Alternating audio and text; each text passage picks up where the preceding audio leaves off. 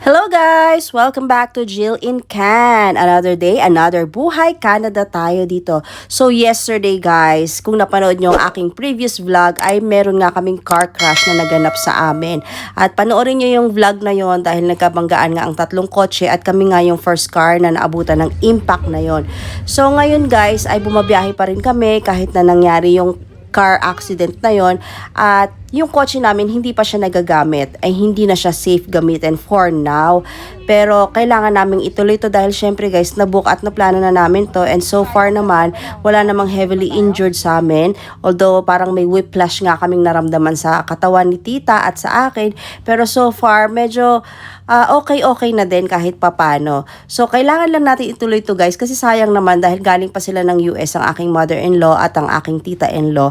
So sandali lang yung time nila dito kaya let's make the most out of it. Samahan nyo kami guys sa ating Calgary road trip.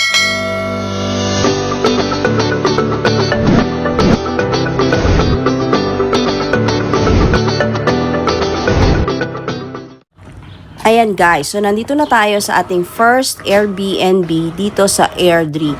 So this is going to Calgary. So overnight lang kami dito guys kasi yan lang yung available na nahanap ni Chris, at medyo pricey din ito dahil basement lang siya at 2 bedroom, medyo maliit lang siya pero ang ganda rin ang itsura niya. Tignan natin guys pagpasok sa baba. At syempre guys, bago tayo umalis ng paglampas natin ng Edmonton, ang una natin pinupuntahan talaga dito is the Cross Iron Mill. So nag-grocery or shopping na ang ating mother-in-law. Excited siya sa mga ganyang activity. At ito nga, titignan natin guys yung basement na ito. So actually ang ganda nito kasi yung full basement niya, hinati niya sa dalawa. So dalawa yung tayong nagre-rent dito. The other side, and dito kami sa kabilang side na to. At ito binubuksan na nga ang ating, yan. So, first look. Tingnan natin guys.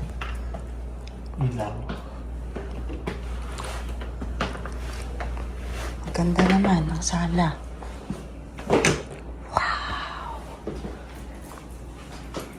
Ginawa yung dalawa para Oo, asan yung light dito? Where is the light here?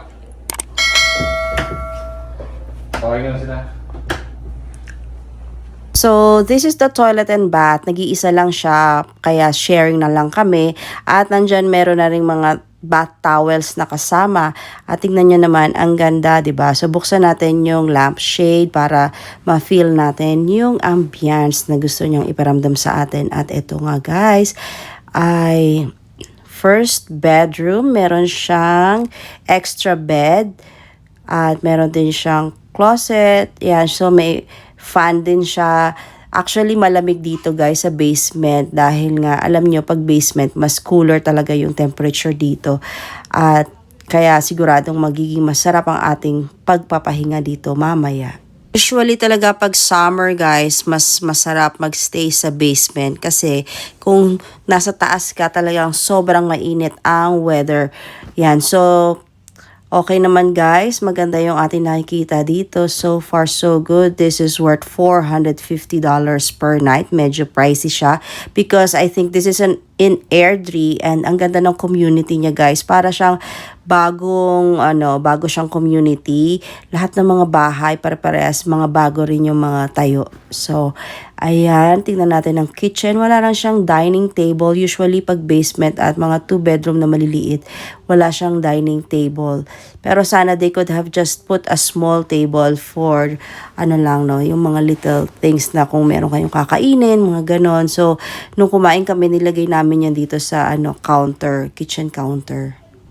And now we're checking nga yung mga utensils, yung mga plates and glass and cups. Complete naman siya for everything that you need. So wala na kayong hahanapin. Magdadala na lang kayo ng food or anything that you want to prepare. So this is a perfect fit for a group of 5 to 6 people, I think. So ayan, perfect na perfect guys.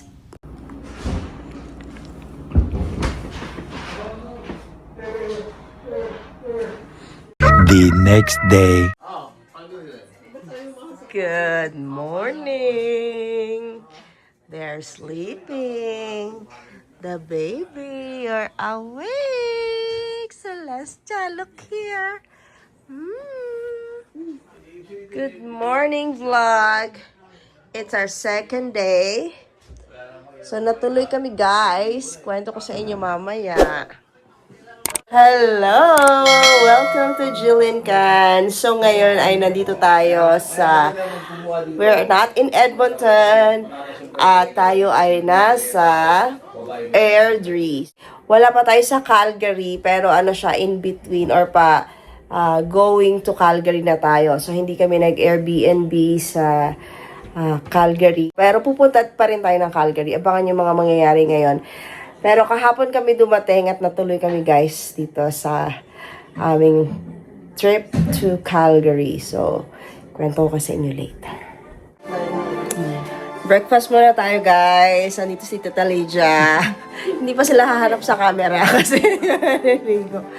So, ito yung mga kinain namin kagabi. Order muna.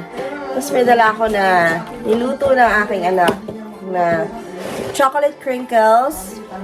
At may pansit pa kami, japchae. Ginawa ko yun, guys. So, ayan ang aming dinner last night. Kasi wala na kaming time. Galing kami ng Cross Iron Mill. At nag-shopping ang ating mga bisita dito from the US.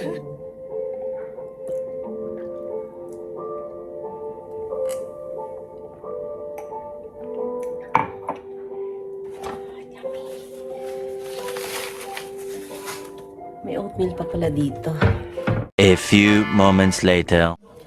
Hi guys! So, nakaligo na tayo. Medyo... Okay, so ngayon... Ay! What's that? Si Celestia naman.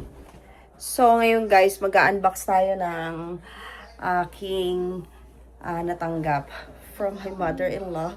So, ako naman yung pumili eh. Pero papakita ko lang sa inyo yung ating first ever Lululemon.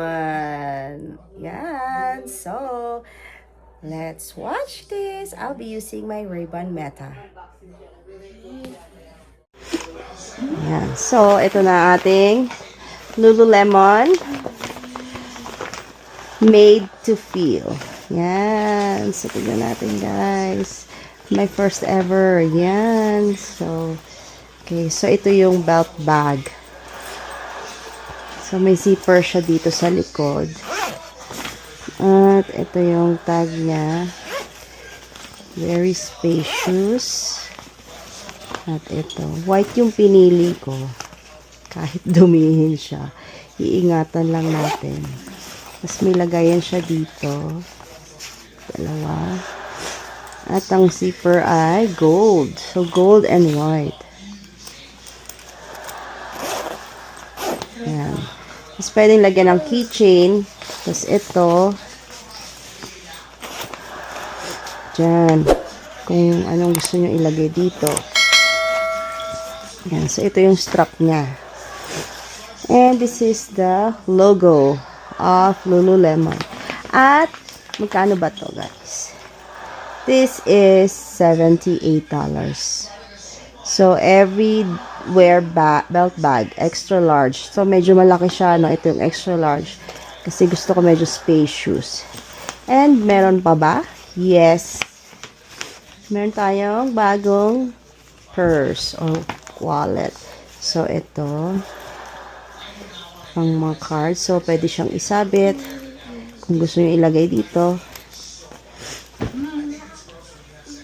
Ganyan.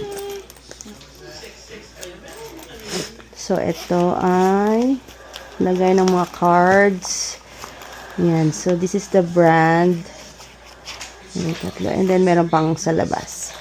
And, dito, meron siyang logo name dito. Ito ay $44. Yan. Yan ang ating Lululemon. My first ever. Thank you, mother-in-law.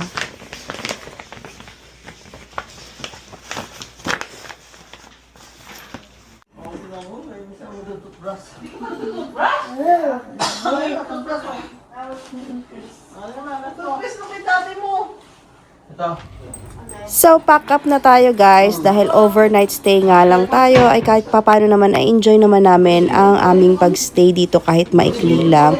At 11 o'clock nga ay kailangan tayo mag-check out at dadali na namin ang mga gamit namin, although 3 o'clock pa naman yung check-in sa next Airbnb. So, kami pupunta muna sa Stephen Avenue or ikot-ikot sa downtown para ipasyal si mother-in-law at si tita-in-law.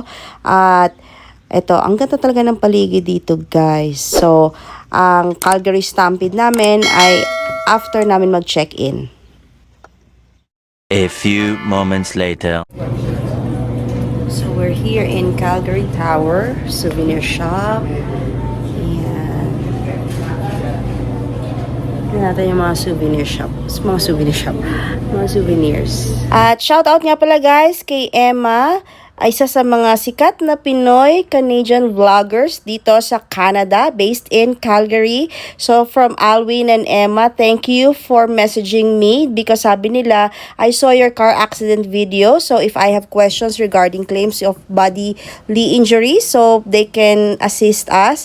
And kasi yung firm nila, alam naman natin na lawyer po siya. So nag-work po siya sa isang law firm at nag-a-assist po sila ng mga personal injury claims. So, kaya naman maraming salamat Emma for messaging me at sa lahat ng mga information na binigay mo para sa akin. No, nakatulong ito para maklarify. So, dahil nga syempre medyo naguguluhan pa tayo sa nangyari at first time na nangyari ito, minsan hindi natin alam kung ano yung mga gagawin natin. We really need professional help at this time. So, maraming salamat at kailangan talaga natin na kapag dumating yung ganitong situation sa atin ay maging kalma lang tayo. At kudos din naman sa aking mother-in-law and tita-in-law dahil talagang happy pa rin sila. I mean, kahit nangyari ito, talagang gusto pa rin nilang matuloy ang aming Calgary trip kasi sabi nga may nagsabi nga na magpahinga muna kayo pero ilang days lang sila dito guys. Kung mag-i-stay kami sa bahay ay walang nangyari, diba? So sayang naman guys. And kaya tinuloy namin to, naghanap kami ng way, especially my husband na naghanap siya ng rent a car at sa awa ng Diyos ay nakahanap naman siya agad within that very short span of time. At kaya naman nakarating kami na asikaso niya. At the same time, inasikaso rin niya na mag-reach out or mag-contact dun sa aming mekaniko kung ano yung pwedeng gawin sa aming sasakyan. So, nandun lang yung sasakyan sa bahay, hindi pa siya fully pwedeng galawin. At dahil nga nandito kami sa Calgary, syempre hindi namin talaga maasikaso pa siya agad-agad. At ang sabi nga ni tita is life is short, kaya tuloy natin ang ligaya habang kaya natin, di ba? So, although nasaktan kami pero we can still walk. Ayan, kaya enjoy natin ang time na ito, especially with my in-laws and syempre yung mga apo, di ba, kasama. At bago pa ang Ray-Ban Meta ni mother-in-law. So, may bago yung Ray-Ban Meta niya.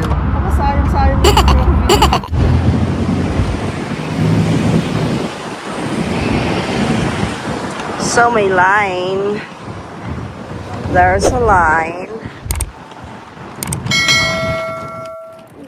Super init. Wow. Hindi affected sa init.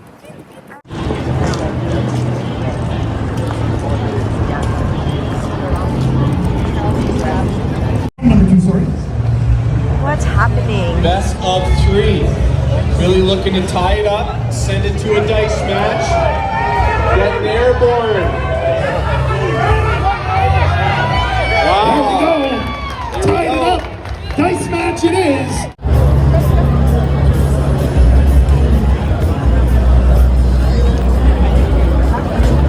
On these heavyweight series, tied 1-1. They're looking to take the victory. So, after nga namin na-explore ang Stephen Avenue na napakainit ng araw na to, but thankful na it's a good weather, ay pumunta kami sa isang building na ito at nandito ang Devonian Garden at it's time to relax and unwind at magpalamig. At dito rin kami nag-lunch. May food court dito guys. At the best part is you can see the greenery and maganda dito guys kasi free pa ito guys. It's a garden, indoor garden dito sa Calgary.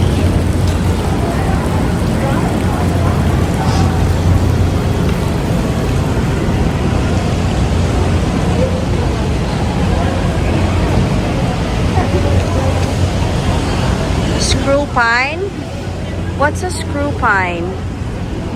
Palm-like tree has large roots that surround and support the trunk above.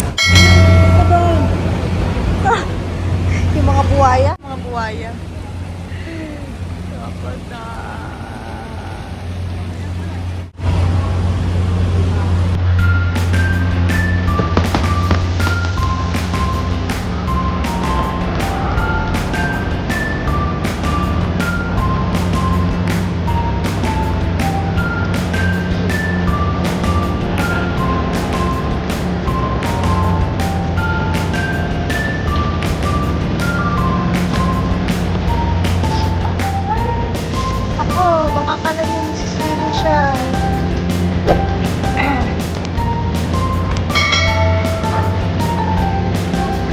Akala niya mas sweet siya.